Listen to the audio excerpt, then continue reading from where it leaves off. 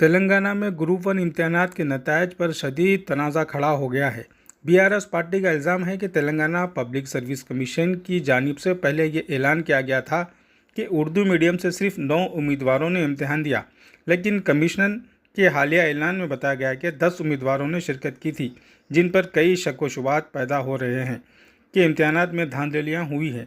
इस मामले पर बीआरएस के रुकन असम्बली पी कौशिक रेड्डी ने सख्त रद्दोमल का इजहार करते हुए कहा कि ग्रुप वन इम्तिहानात के नतायज में शदीद बेज़ाब्तगियाँ पाई गई हैं, जो कि तेलंगाना की तारीख़ का सबसे बड़ा इस्काम बन चुका है। इन्होंने मुतालबा किया कि इस मामले की सीबीआई तहकीक़ात होनी चाहिए ताकि हकीकत आवाम के सामने आ सके। मज़ीद ताज़ा तरीन खबरों को देखने के लिए आप देखते रहिए फ्लैश 9 न्यूज़। चैनल को लाइक, शेयर और सब्सक्राइब करना ना भूलें।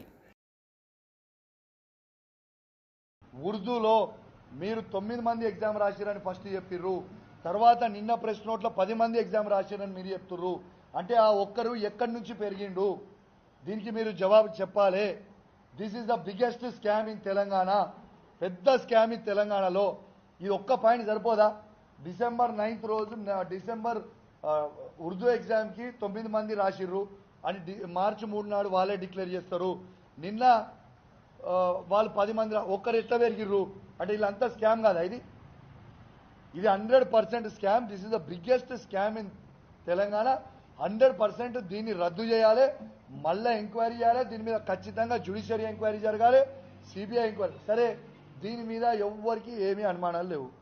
చలో, మీరు జ్యుడిషియరీ ఎంక్వైరీ చేసి, సిబిఐ ఎంక్వైరీ చేసి, రిజల్ట్ హోల్డ్లో పెట్టి ఓ 1 month ఎంక్వైరీ చేసి క్లోజ్ చేయరు. అదురు దాన్ని ఆపి క్లోజ్ చేయండి.